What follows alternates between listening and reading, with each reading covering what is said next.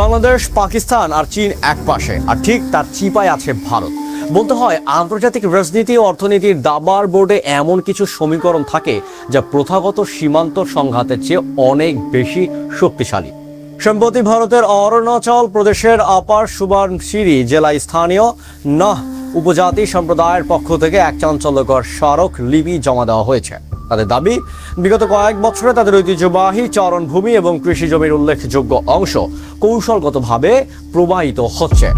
কিন্তু আন্তর্জাতিক বিশ্লেষকদের মতে মনের সবচেয়ে বড় প্রশ্ন, কেন বেইজিং এর এই ধরনের সীমান্ত কৌশলের বিরুদ্ধে দিল্লি কোনো বড় ধরনের প্রতিক্রিয়া দেখায় না?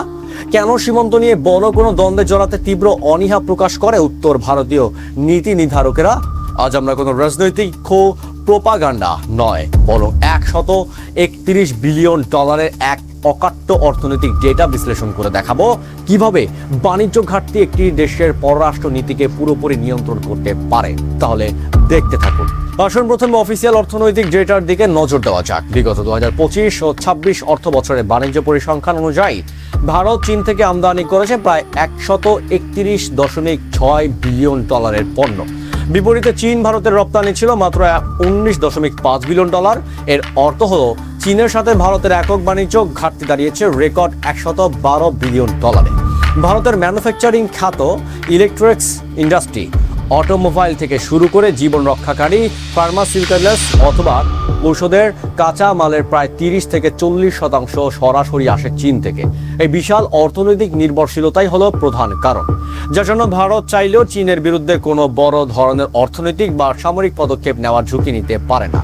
মজার বিষয় হলো দক্ষিণ এশিয়ার নিজেদের অন্যান্য প্রতিবেশী দেশের সাথে ভারতের আচরণ সম্পূর্ণ ভিন্ন। উদাহরণস্বরূপ দেখা গেলে বিগত বছরগুলোতে বাংলাদেশের সাথে ভারতের বাণিজ্য ঘাটতি ছিল প্রায় 10 বিলিয়ন ডলারের কাছাকাছি। জুলাই বিপ্লবের পর বর্তমান ডক্টর মোহাম্মদ ইউনূসের অন্তর্বর্তীকালীন সরকারের সময় এই বাণিজ্যের গতি প্রকৃতিতে কিছুটা পরিবর্তন আসায় ভারতের রপ্তানি খাতে বেশ বড় ধরনের ধাক্কা লেগেছে, যা ভারতের মুদ্রা বাজারকেও প্রভাবিত করছে। অথচ ভারতীয় মূলধারার কিছু সংবাদ মাধ্যম প্রায়শই বাংলাদেশকে অর্থনৈতিকভাবে পিছিয়ে পড়া দেশ হিসাবে উপস্থাপন করার চেষ্টা করে। কিন্তু বাস্তবতার আয়নায় যদি আমরা তাকাই, তবে 112 বিলিয়ন ডলারের বাণিজ্য ঘাটতি নিয়ে খোদ ভারতই কিন্তু চীনার বিশাল বাজারের উপর এককভাবে নির্ভরশীল। ভূ রাজনৈতিক বিশ্লেষকদের মতে দিল্লির কেন্দ্রীয় রাজনীতি ও বড় বড় কর্পোরেট শিল্পপতিদের কাছে অরুণাচল বা লাদাখের মতো দূরবর্তী পাহাড়ি অঞ্চলের চেয়ে 131 বিলিয়ন ডলারের সাপ্লাই চেইন সচল রাখা অনেক বেশি গুরুত্বপূর্ণ। চীনের সাথে সামান্য ঝামেলা হলেই যদি এই কাঁচামাল আসা বন্ধ হয়ে যায়, তবে রাতারাতি উত্তর ভারতের সমস্ত ইন্ডাস্ট্রিয়াল হাব মুখ থুবড়ে পড়বে। আর ঠিক এই কারণেই মণিপুর যখন বছরের পর বছর সংকটের মধ্যে দিয়ে যায়, কিংবা অরুণাচলের স্থানীয় আদিবাসীরা যখন তাদের জমি হারানোর অভিযোগ তোলে, দিল্লির মূলধারার রাজনীতি তার প্রতিফলন খুব একটা দেখা যায় না। দিল্লির রাজনৈতিক বয়ান সবসময় আবর্তিত হয় পাকিস্তান কিংবা বর্তমান বাংলাদেশ কেন্দ্রিক প্রোপাগান্ডাকে ঘিরে, কারণ যেখানে কোনো বড় অর্থনৈতিক ক্ষতি হওয়ার ভয় নেই। এই প্রেক্ষাপটে বাংলাদেশের অবস্থান অত্যন্ত অনুকরণীয় ও পারফেক্ট। বাংলাদেশ তার ভৌগোলিক আয়তনে ছোট হতে পারে, কিন্তু নিজেদের 1 ইঞ্চি মাটিও কোনো প্রতিবেশী দেশের চাপের কাছে ছেড়ে দিতে থাকা কখনো রাজি নয়। দেশের সার্বভৌমত্ব রক্ষায় বাংলাদেশের সাধারণ জনগণ থেকে শুরু করে পার্বত্য অঞ্চলের উপজাতি বা ক্ষুদ্র নৃগোষ্ঠীর সকলেই সমান মর্যাদা, সুবিধা ও সম্মান নিয়ে একতাবদ্ধ।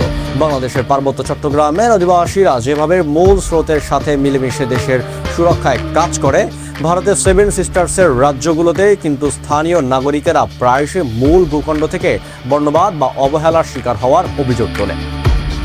বাংলাদেশ প্রমাণ করেছে জাতীয় ঐক্য এবং আত্মমর্যাদাই হলো একটি স্বাধীন দেশের সবচেয়ে বড় শক্তি। পরিশেষে বলাই যায়, ধর্ম, জাত কিংবা কর্পোরেট সব স্বার্থের ওপর ভিত্তি করে কোনো জোড়া তালির যা রাজনীতি দীর্ঘস্থায়ী হতে পারে না।